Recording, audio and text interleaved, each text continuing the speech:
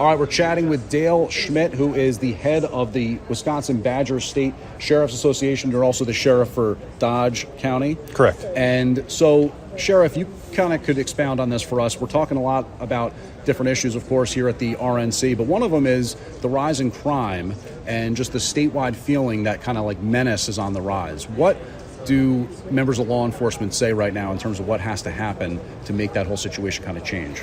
Well, I can tell you from the last time that President Trump was president, we had somebody in Washington, D.C. who supported us, who actively supported us, who helped us in moving our mission forward, that of public safety. We haven't had that for the last several years. We've lost accountability in our country, and it's very frustrating from a law enforcement perspective to see so much crime across the country allowed to continue. We need that support from the top.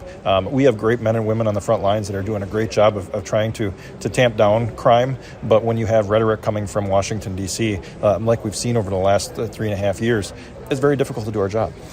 Sheriff Schmidt, if I could just kind of shift focus a little bit to what happened on Saturday. Obviously, such a near miss and a tragedy in and of itself that it even happened and it came that close. But can you talk a little bit about some of the challenges associated with protecting a president, anything associated with like Secret Service protection and things along those lines? Like, what are some of the widespread challenges that go into an event like that, an event like this? Like, what's going through law enforcement's mind right now after something like that happens? Sure. First of all, I want to make sure that I give credit to the Secret Service for the great work that they did in protecting the president after this all took place. Putting an event like that together on short notice in all these locations across the country is a monumental task. They're working closely with law enforcement. Unfortunately, we had a breakdown in security. I don't know. I wasn't there part of it, but I certainly see there significant challenges that they need to overcome. And having somebody being able to get a position of advantage, height advantage over the conventional line of sight, to me, that's a challenge that can be overcome.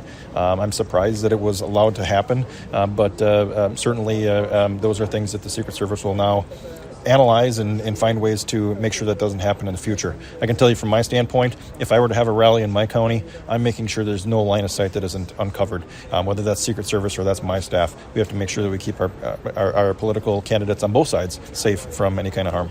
And it's kind of fascinating when you think about it, like somebody like me who doesn't necessarily know the ins and outs of it. There's a lot of partnership that goes into those protections, like, the Secret Service detail, but then there was also local police involved, I believe, maybe some county police, all that kind of thing. So, I mean, this is really a whole of law enforcement attempt to try to keep somebody like that safe, right? I mean, and this is an undertaking that's so massive. And it also puts people in a weird position. Like, most of the time you wouldn't think about a counterterrorism sniper team that actually has to open fire in a situation. We're not talking about Syria or Iraq or something like that. This is in Pennsylvania. I mean, right.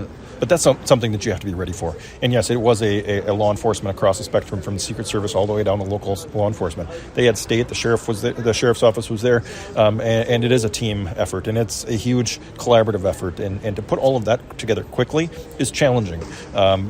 Things like what occurred on Saturday can't happen, and I'm confident that will not happen again in the future, and there will be additional precautions taken in the future.